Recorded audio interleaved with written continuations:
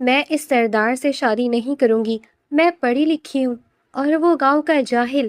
دعا کے لاکھ انکار کے باوجود اس کا نکاح سردار ارحم شاہ سے ہو گیا۔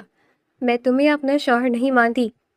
شادی کی پہلی رات ہی وہ چیخنے چلانے لگی تو ارحم شاہ اسے چھوڑ کر صوفے پر سو گیا۔ رات دیر وہ پانی پینے کے لیے کمرے سے باہر آئی تو ارحم کا کزن دانیال اس کا بازو پکڑ کر اسے اندر کھینچنے لگا۔ وہ جاگتے ہوئے کمرے میں آئی اور صوفے پر لیٹے ارحم کے سینے سے لگ گئی۔ اتنی رات گئے نئی نویلی دلہن کو اپنے اوپر گرتا دیکھ کر ارحم نے اسے صوفے پہ گرایا اور اس کے اوپر سوار ہو گیا۔ شام کے ضحائے گہرے ہو رہے تھے اور شہر کی تیز رفتار روشنیاں رفتہ رفتہ پیچھے چھوٹتی جا رہی تھی۔ دعا نے گاڑی کے شیشے سے اپنی پیشانی ٹکا دی۔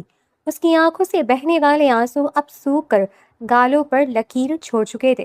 وہ دعا جو چند دن پہلے تک لاہور کی ایک نامور یونیورسٹی کی سب سے ذہین طالبہ تھی، جس کے خواب آسمانوں کو چھوتے تھے، آج ایک قیدی کی طرح کسی نامعلوم منزل کی طرف بڑھ رہی تھی۔ اس کے ہاتھ میں موجود عروسی جوڑا اور مہندی سے رچے ہاتھ اسے اپنی زندگی کی سب سے بڑی شکست لگ رہے تھے۔ سب کچھ اتنی جلدی ہوا تھا کہ دعا کو سنبھلنے کا موقع ہی نہیں ملا۔ اس کے والد، جنہیں وہ دنیا کا سب سے ترقی پسند انسان سمجھتی تھی، ایک دن گاؤں سے لوٹے تو ان کا چہرہ زرد تھا اور آنکھوں میں خوف کی جھلک تھی۔ 15 سال پرانی ایک دشمنی جس کا دعا کی ذات سے دور دور تک کوئی تعلق نہیں تھا، ایک بار پھر سر اٹھا چکی تھی۔ گاؤں کے با اثر چودھریوں اور سرداروں کے درمیان خون کا بدلہ خون سے چکانے کی باتیں ہو رہی تھیں۔ اس درینہ اور خونی تنازع کو ہمیشہ کے لیے دفن کرنے کا صرف ایک ہی راستہ نکل آ گیا تھا، اور وہ راستہ ونی کی شکل میں دعا کی قربانی تھا۔ اس کے والد نے اس کے سامنے گھٹنے ٹیک دیے تھے۔ ان کے آنسوؤں اور خاندان کی بقا کے واسطے نے دعا کے تمام اصولوں، خوابوں اور اس کی اعلیٰ تعلیم کے غرور کو گھائل کر دیا تھا۔ اس نے ہارے ہوئے دل کے ساتھ اس نکاح کے کاغذات پر دستخط کر دیے تھے جو اس کے لیے کسی سزائے موت کے پروانے سے کم نہیں تھا۔ گاڑی اب پکی سڑک چھوڑ کر کچے راستوں پر ہچکلیں کھا رہی تھی۔ شہر کی بلند و بالا عمارتوں کی جگہ اب کھیتوں اور اونچے درختوں کے حوالوں نے لے لی تھی۔ ہوا میں مٹی کی ایک مخصوص بو رچی ہوئی تھی جو دعا کو شدت سے یاد دلا رہی تھی کہ وہ اپنی دنیا سے بہت دور ایک بالکل مختلف اور اجنبی ماحول میں داخل ہو چکی ہے۔ یہ وہ دیہات تھا جس کے بارے میں اس نے صرف کتابوں میں پڑھا تھا یا خبروں میں سنا تھا، جہاں انسانوں کی تقدیر کے فیصلے پنچایتیں کرتی ہیں اور جہاں عورت کی حیثیت محض ایک جاگیر یا سمجھوتے کی علامت سے زیادہ کچھ نہیں ہوتی۔ دعا نے اپنے ہونٹ سختی سے بھینچ لیے۔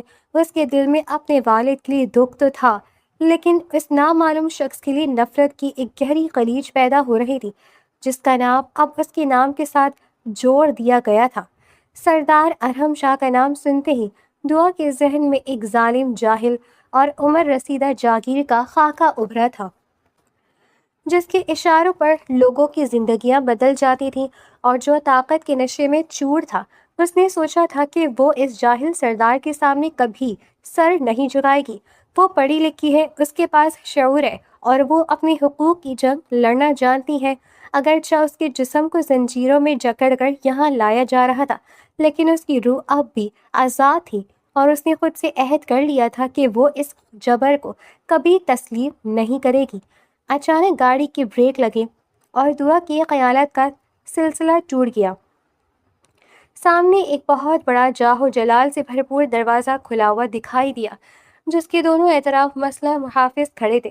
یہ شاہ حویلی تھی جو صدیوں سے اس علاقے پر حکومت کرنے والے خاندان کا مسکن تھی۔ حویلی کی اونچی دیواریں رات کے اندھیرے میں کسی دیو ہکل قید خانے کی طرح لگ رہی تھی۔ جیسے ہی گاڑی اندر داخل ہوئی، ڈھول کی تھاپ اور عورتوں کے گانے کی آوازیں گونجنے لگیں، لیکن دعا کے لیے یہ سب مانگتی دھنوں کی طرح تھا۔ حویلی کی وسیع اور عریض صحن میں روشنیاں چمک رہی تھیں اور گاؤں کی خواتین روایتی لباس پہنے نئی دلہن کا استقبال کرنے کے لیے جمع تھیں۔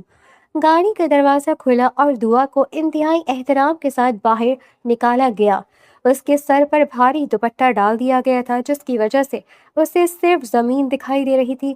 وہ خاموشی سے بے جان قدموں کے ساتھ حویلی کی بوڑھی ملازمہ کے پیچھے چلنے لگی۔ صحن کو پار کرتے ہوئے اسے محسوس ہو رہا تھا کہ سینکڑوں آنکھیں اس کا جائزہ لے رہی ہیں، کچھ ہمدردی سے اور کچھ تجسس سے۔ اسے حویلی کے ایک بڑے پرشکوہ کمرے میں پہنچا دیا گیا، جہاں وسط میں ایک بڑا بستر تھا جو پھولوں سے سجایا گیا تھا، لیکن دعا کو وہ پھول بھی کانٹوں کی طرح چبھتے ہوئے محسوس ہو رہے تھے۔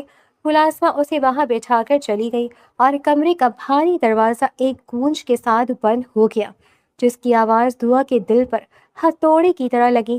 اب وہ اکیلی تھی، اپنے خوف، اپنے غصے اور اپنی تقدیر کے ساتھ اس شخص کا انتظار کر رہی تھی جس نے اس کی زندگی کو ایک بھیانک خواب میں بدل دیا تھا۔ اچانک دروازہ بھاری ہینڈل گھوما اور دعا کا دل ایک لمحے کے لیے رک گیا۔ دروازہ کھلا اور ایک طویل القامت رعبدار شخصیت کمرے میں داخل ہوئی۔ یہ سردار ارحم شاہ تھا۔ اس کی گہری سیاہ آنکھیں کسی گہرے سمندر کی طرح ساکت تھیں، جن میں جذبات کا کوئی نشان نہیں تھا۔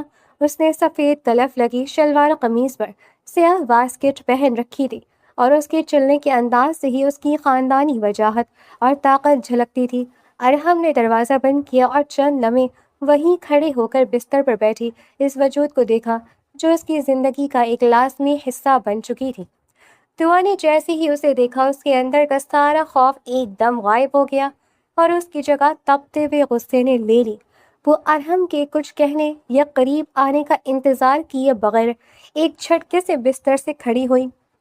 اس کا بھاری دوپٹہ اس کے کندھوں سے ڈھلک گیا، لیکن اس کی پرواہ کیے بغیر اس نے اپنی نظریں ارحم کی آنکھوں میں گاڑ دی۔ اس کا پورا وجود کانپ رہا تھا۔ آگے مت بڑھنا، دعا نے چلا کر کہا۔ تم اپنے آپ کو اس علاقے کا خدا سمجھتے ہو گے، لوگ تمہارے سامنے جھکتے ہوں گے، لیکن میرے لیے تم صرف ایک جاہل اور ظالم انسان ہو جس نے ایک لڑکی کی زندگی برباد کر دی۔ تم نے جاہلانہ پنچایت اور طاقت کے بل بوتے پر مجھے یہاں لا کر قید تو کر لیا ہے، لیکن یاد رکھنا تم کبھی بھی مجھے اپنی بیوی نہیں بنا سکتے۔ میں اس زبردستی کے رشتے کو اور تمہیں اپنا شوہر کبھی تسلیم نہیں کروں گی۔ دعا کی سانسیں پھول رہی تھی۔ وہ ارحم کے شدید غصے یا کسی متشدد رد عمل کے لیے تیار تھی، کیونکہ اس نے سرداروں کے بارے میں یہی سن رکھا تھا، لیکن ارحم شاہ کے چہرے پر کسی قسم کی غصے کے تاثرات ابھرنے کے بجائے اس کی آنکھوں میں ایک عجیب سی سرد مہری اور بیزاری نمودار ہوئی۔ اس نے ایک گہرا سانس لیا، اپنے بازو سینے پر باندھے اور انتہائی پرسکون لہجے میں بولا، بول چکی تم یا کچھ اور بھی کہنا باقی ہے؟ اس کی آواز کی سردی نے دعا کو اندر تک ہلا کر رکھ دیا۔ ارحم نے چند قدم آگے بڑھائے، لیکن وہ دعا کی طرف نہیں بلکہ کمرے کی دوسری طرف رکھی الماری کی طرف گیا۔ پہلی بات تو یہ، ارحم نے الماری سے اپنا تکیہ اور چادر نکالتے ہوئے کہا، کہ اس شادی میں اور تم جیسی مغرور لڑکی میں مجھے کوئی خود دلچسپی نہیں تھی۔ یہ نکاح صرف اس لیے ہوا کیونکہ میرے دادا اس گاؤں میں مزید خون ریزی نہیں چاہتے تھے، اور میں نے صرف ان کے فیصلے کی لاج رکھی ہے۔ ارحم دعا کے قریب سے گزر کر کمرے کے کونے میں موجود بڑے صوفے کی طرف بڑھا اور وہاں چادر بچھانے لگا۔ اس نے مڑ کر ایک بار پھر دعا کی طرف دیکھا۔ اس کا لہجہ اب بھی بالکل فلیٹ تھا۔ تمہیں یہاں کوئی قید نہیں کرے گا، اور نہ ہی میں تم پر اپنے شوہر ہونے کا کوئی حق جتاؤں گا۔ یہ کمرہ جتنا میرا ہے اتنا ہی تمہارا ہے، بستر تمہارا ہے اور یہ صوفہ میرا۔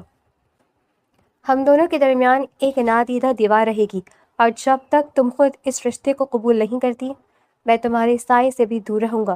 اب آرام کرو، کیونکہ شاہ حویلی میں صبح بہت جلد ہی ہوتی ہے۔ یہ کہہ کر ارحم صوفے پر لیٹ گیا اور رخ دوسری طرف کر لیا۔ دعا وہیں کھڑی کی کھڑی رہ گئی۔ اس کا سارا غصہ جیسے ہوا میں اڑ گیا تھا، اور ارحم کی اس غیر متوقع خاموشی نے اسے ایک نئی الجھن میں ڈال دیا تھا۔ شاہ حویلی کی صبح اتنی جلدی اور پرشور ہو گئی، دعا نے اس کا تصور بھی نہیں کیا تھا۔ ابھی وہ ٹھیک سے سو بھی نہیں سکی تھی کہ پرندوں کی چہچہاہٹ اور حویلی کے باورچی خانے سے برتنوں کی کھڑکھڑاہٹ کے ساتھ ساتھ تلاوت قرآن پاک کی آوازیں گونجنے لگیں۔ دعا بستر پر بائیں سے دائیں کروٹیں بدلتی رہی تھی، جبکہ کمرے کے دوسرے کونے میں موجود صوفے پر ارحم شاہ گہری اور پرسکون نیند سو رہا تھا، جیسے اس کی زندگی میں کوئی ہلچل ہی نہ ہو۔ جب سورج کی پہلی کرن کمرے کے جھروکے سے اندر داخل ہوئی تو دعا نے بستر چھوڑا۔ اس نے آئینے کے سامنے کھڑے ہو کر اپنے بکھرے بالوں کو درست کیا اور ایک سادہ جینز اور لمبا کرتا زیب تن کیا جو وہ اکثر یونیورسٹی جاتے ہوئے پہنا کرتی تھی۔ اس نے اپنا دوپٹہ گلے میں ڈالنے کے بجائے محض کندھے پر ٹکا لیا۔ اس کا یہ انداز حویلی کے ماحول کے لیے بالکل اجنبی اور چونکا دینے والا تھا۔ جیسے ہی وہ کمرے کا دروازہ کھول کر باہر نکلی اور حویلی کے وسیع و عریض صحن کی طرف بڑھی، وہاں موجود ملازمات اور حویلی کی خواتین اسے دیکھ کر دنگ رہ گئی۔ حویلی کے وسط میں بنے بڑے دالان میں ارحم شاہ کی دادی، جنہیں سب بڑی بیگم کہتے تھے، ایک پیتل کے بڑے پان دان کے پاس تکیے سے ٹیک لگائے بیٹھی تھی۔ ان کے چہرے پر عمر بھر کی حاکمیت اور خاندانی روایت کا رعب صاف جھلک رہا تھا۔ دعا کو اس لباس میں دیکھ کر بڑی بیگم کے چہرے کے تاثرات یکسر بدل گئے۔ انہوں نے ہاتھ میں پکڑا ہوا چھالیا کانٹے کا سرودہ میز پر پٹخ دیا۔ یہ کیا بےہودہ پن ہے؟ بڑی بیگم کی گرجدار آواز صحن میں گونجی۔ شاہ حویلی کی بہو اور ایسا لباس! کیا تمہارے والدین نے تمہیں یہ سب نہیں سکھایا کہ بڑوں کے سامنے سر ڈھانپ کر اور تہذیب کے دائرے میں کیسے آیا جاتا ہے؟ یہ شہر نہیں، سردار امجد شاہ کی حویلی ہے۔ دعا جو پہلے ہی اس زبردستی کے رشتے اور ماحول سے بیزار تھی، دادی کا یہ حاکمانہ انداز برداشت نہ کر سکی۔ اس نے اپنے قدم پیچھے ہٹانے کے بجائے اپنی تھوڑی کو اوپر اٹھایا اور سیدھی نظروں سے بڑی بیگم کو دیکھا۔ میرے والدین نے مجھے تعلیم دی ہے اور اپنی عزت نفس کی حفاظت کرنا سکھایا ہے۔ لباس انسان کی نیت اور کردار کا فیصلہ نہیں کرتا۔ میں شہر میں اسی طرح رہتی آئی ہوں اور یہاں بھی اپنی ذات کو کسی جھوٹے پردے کے پیچھے نہیں چھپاؤں گی۔ دعا نے انتہائی نپے تولے سخت لہجے میں جواب دیا۔ صحن میں موجود تمام خواتین کے سانس حلق میں اٹک گئے۔ شاہ حویلی کی تاریخ میں آج تک کسی کی یہ جرت نہیں ہوئی تھی کہ وہ بڑی بیگم کے سامنے اونچی آواز میں بات کرے، اور یہاں ایک نئی نویلی دلہن ان کے اصولوں کو للکار رہی تھی۔ اسی لمحے دالان کے داخلے پر ارحم شاہ نمودار ہوا۔ اس نے دعا اور دادی کے درمیان تنی ہوئی فضا کو ایک ہی نظر میں بھانپ لیا۔ اس کا چہرہ ہمیشہ کی طرح سنجیدہ اور غیر متاثر کن تھا۔ دادی جان، ارحم نے آگے بڑھ کر بڑی بیگم کے گھٹنوں کو چھوتے ہوئے نرمی سے کہا، آپ کیوں صبح صبح اپنے دل کا غبار بڑھا رہی ہیں؟ شہر کے طور طریقے الگ ہوتے ہیں، انہیں یہاں کی عادت ہونے میں وقت لگے گا۔ وقت لگے گا؟ بڑی بیگم نے غصے سے ارحم کو دیکھا۔ ارحم، تم اس علاقے کے سردار ہو۔ تمہاری ایک جنبش پر لوگ اپنی زبانیں بند کر لیتے ہیں اور تمہاری اپنی بیوی حویلی کی ناک کاٹ رہی ہے۔ اگر گاؤں کی دوسری عورتوں نے اسے اس حال میں دیکھ لیا تو ہماری سرداری کا کیا روب رہے گا؟ ارحم نے ایک گہرا سانس لیا اور مڑ کر دعا کو دیکھا۔ اس کی آنکھوں میں غصہ نہیں تھا بلکہ ایک گہری بیزاری تھی۔ دعا، میرے ساتھ کمرے میں آؤ، اس نے دھیمی لیکن مضبوط آواز میں کہا، جس کو ڈالنا دعا کے لیے بھی ممکن نہ رہا۔ کمرے میں داخل ہوتے ہی ارحم نے دروازہ بند کیا اور دعا کی طرف مڑا۔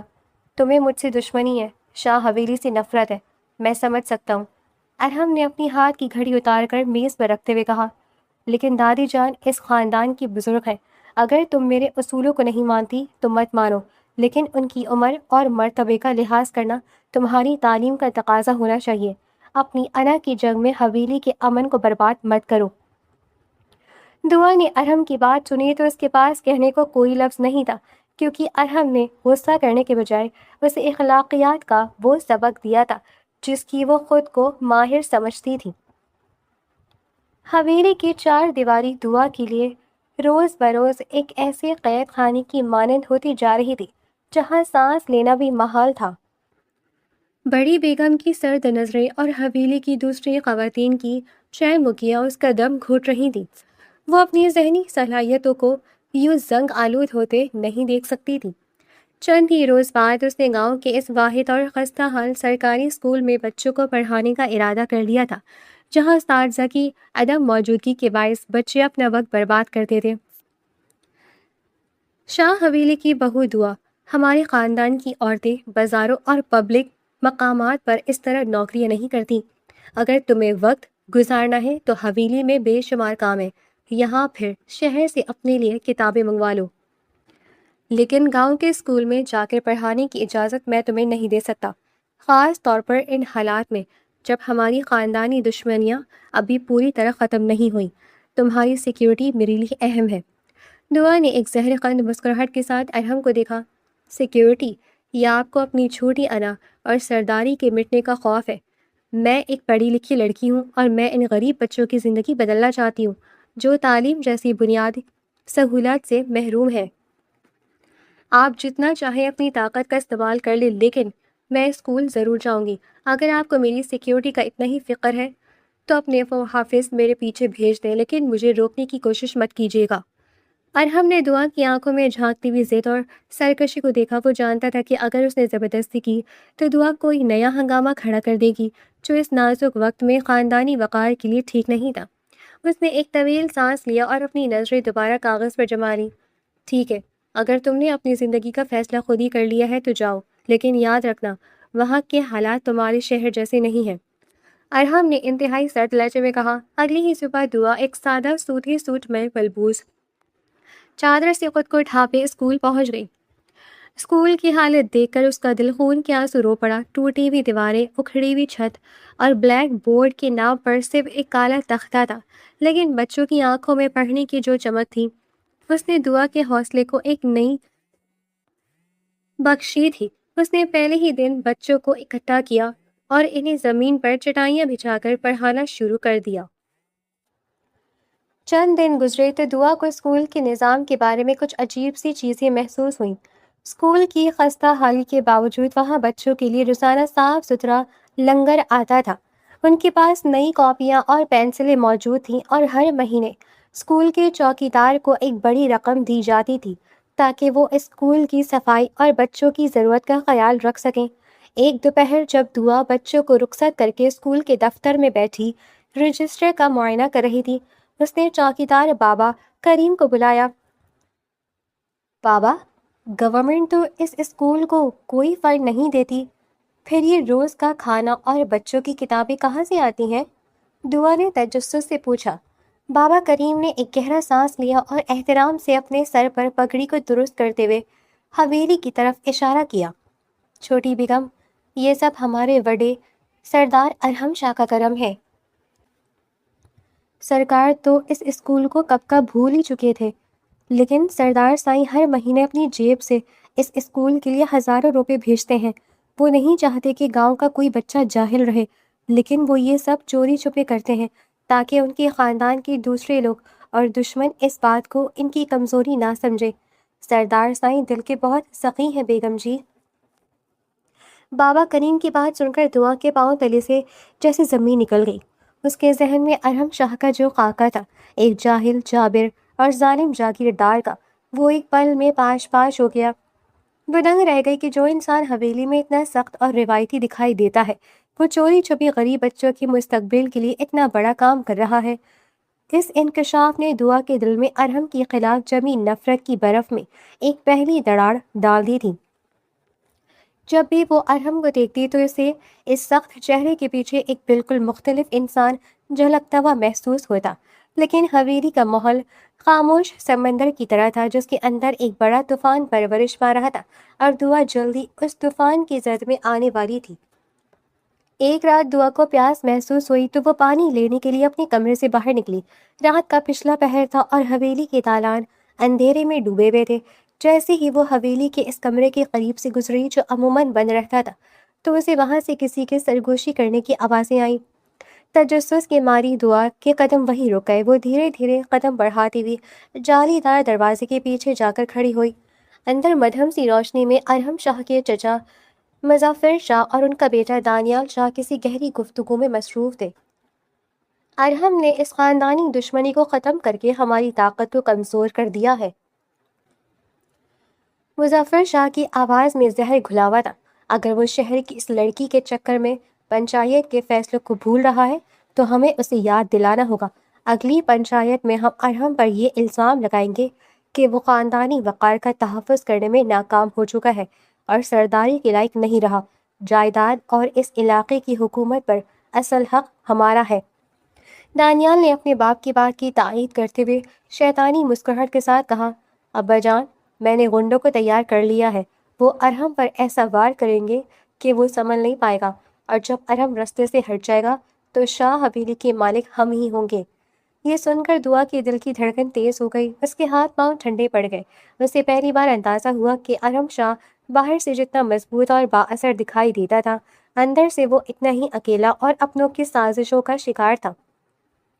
وہ خاندانی امن اور غریبوں کی بھلائی کے لیے جس سرداری کو سنبھالے ہوئے تھا، اسی سرداری کو چھیننے کے لیے اس کے سگے رشتہ دار اس کی جان کے پیاسے تھے۔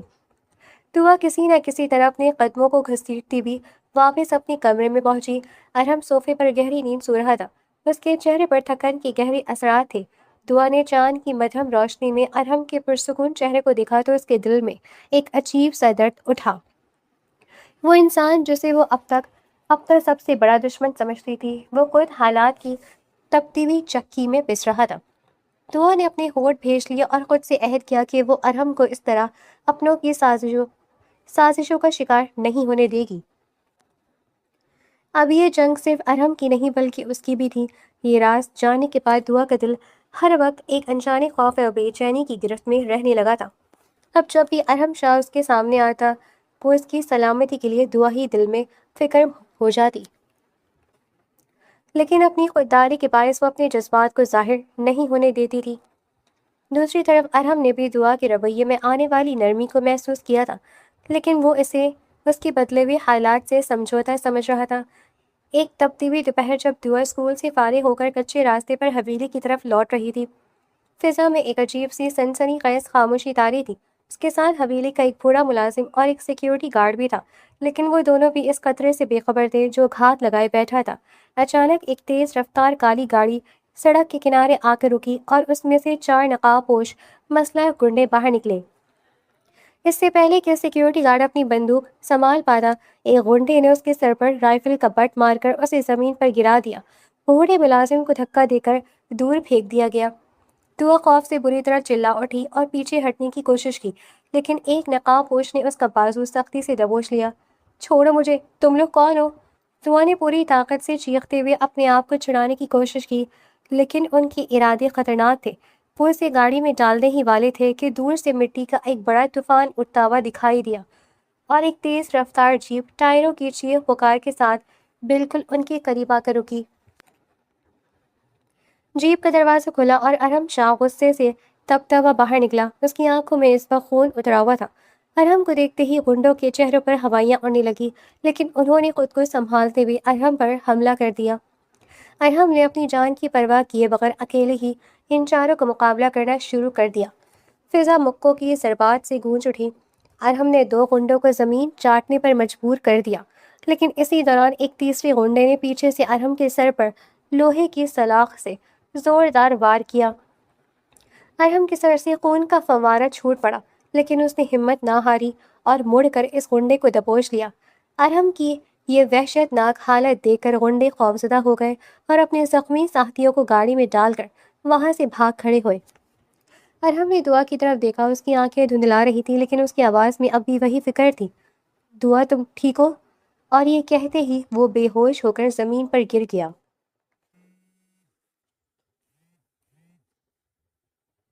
حویلی واپسی پر ارحم کو فوری طور پر اس کے کمرے میں منتقل کیا گیا، جہاں ڈاکٹر نے اس کے سر پر ٹانکے لگائے اور اسے آرام کا مشورہ دیا۔ بڑی بیگم اور حویلی کے باقی لوگ رو رو کر ہلکان ہو رہے تھے۔ رات کے سناٹے میں جب ارحم کو تیز بخار ہوا تو دعا ساری رات اس کے سر پر ٹھنڈے پانی کی پٹیاں رکھتی رہی۔ مجھے معاف کر دیا ارحم، میں نے ہمیشہ آپ کو غلط سمجھا، اس نے سسکیاں لیتے ہوئے اعتراف کیا۔ ارحم نے نیم بے ہوشی میں دعا کے ہاتھ کی گرفت کو محسوس کیا اور اس کے چہرے پر ایک ہلکا سا اطمینان ابھر آیا۔ ارحم شاہ ابھی پوری طرح اپنے زخموں سے سنبھل بھی نہیں پایا تھا کہ حویلی کے باہر مظفر شاہ اور دانیال شاہ نے اپنی سازش کا آخری اور سب سے بڑا وار کر دیا۔ انہوں نے گاؤں کے تمام معززین اور چودھریوں کو اکٹھا کر کے ایک بڑی خاندانی پنچایت بلوا لی۔ الزام یہ تھا کہ ارحم شاہ اب شاہ حویلی کی سرداری کے لائق نہیں رہا، کیونکہ وہ نہ تو اپنی بیوی کے قابو میں رکھ پا رہا ہے اور نہ ہی علاقے میں اپنے خوف قائم رکھنے کے قابل ہے۔ حویلی کے بڑے دالان میں سفید چادریں بچھائی گئی تھی، جہاں گاؤں کے 50 سے زائد با اثر مرد سنجیدہ چہروں کے ساتھ بیٹھے تھے۔ مظفر شاہ نے کھڑے ہو کر زہریلے لہجے میں بولنا شروع کیا۔ معززین علاقہ، ارحم شاہ نے ایک شہری لڑکی سے شادی کر کے ہمارے خاندان کی روایت کو مٹی میں ملا دیا ہے۔ وہ لڑکی اسکولوں میں جا کر ہماری عزت کا جنازہ نکال رہی ہے اور ارحم اپنی کمزوری کی وجہ سے خاموش ہے۔ جو شخص اپنے گھر کی عورت کو نہیں سنبھال سکتا وہ اس پورے علاقے کا سردار کیسے ہو سکتا ہے؟ میں تجویز کرتا ہوں کہ سرداری کی یہ پگڑی ارحم کے سر سے اتار کر میرے بیٹے دانیال کے سر پر رکھی جائے۔ پنچایت میں بیٹھے کچھ لوگ مظفر شاہ کی باتوں میں آ کر سر ہلانے لگے اور فضا میں ایک گہما گمی شروع ہو گئی۔ ارحم شاہ خاموشی سے ایک کرسی پر بیٹھا تھا۔ اس کے سر پر سفید پٹی بندھی تھی اور اس کے چہرے پر ایک عجب سی بے بسی تھی، کیونکہ وہ اپنے ہی چچا کے اس گھٹیا وار پر اندر سے ٹوٹ چکا تھا۔ ٹھہریں! اچانک دلان کے بڑے دروازے سے ایک کڑک دار آواز گونجی۔ سب نے چونک کر دیکھا تو وہاں دعا کھڑی تھی۔ اس نے حویلی کی روایت کے برعکس لیکن انتہائی باوقار انداز میں اپنے سر کو چادر سے ڈھانپ رکھا تھا اور اس کے ہاتھ میں ایک فولڈر تھا۔ حویلی کی تاریخ میں یہ پہلا موقع تھا کہ کوئی عورت پنچایت کے سامنے آ کر کھڑی ہوئی تھی۔ شاہ حویلی کی بہو پنچایت میں، یہ کیا تماشا ہے؟ مظفر شاہ نے غصے سے چلایا۔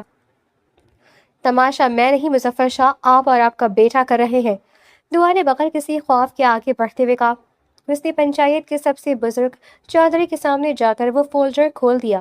چودھری صاحب، یہ ہے وہ دستاویزات جو یہ ثابت کرتی ہیں کہ مظفر شاہ اور دانیال پچھلے 5 سالوں سے شاہ حویلی کی جائیداد اور غریب کسانوں کے فنڈز میں کروڑوں روپے کا غبن کر رہے ہیں، اور یہ وہ FIR کی کاپی ہے جو میں نے شہر کے تھانے سے نکلوائی ہے، جس سے صاف ظاہر ہوتا ہے کہ ارحم شاہ پر ہونے والے قاتلانہ حملے کے پیچھے کسی دشمن کا نہیں بلکہ دانیال شاہ کا ہاتھ تھا۔ دعا کی مدلل گفتگو اور ان کے پکے ثبوتوں کو دیکھ کر پنچایت میں سناٹا چھا گیا۔ مظفر شاہ اور دانیال کے چہرے پر خوف اور شرمندگی سے سفید پڑ گئے۔ چودھریوں نے ثبوتوں کا معائنہ کیا۔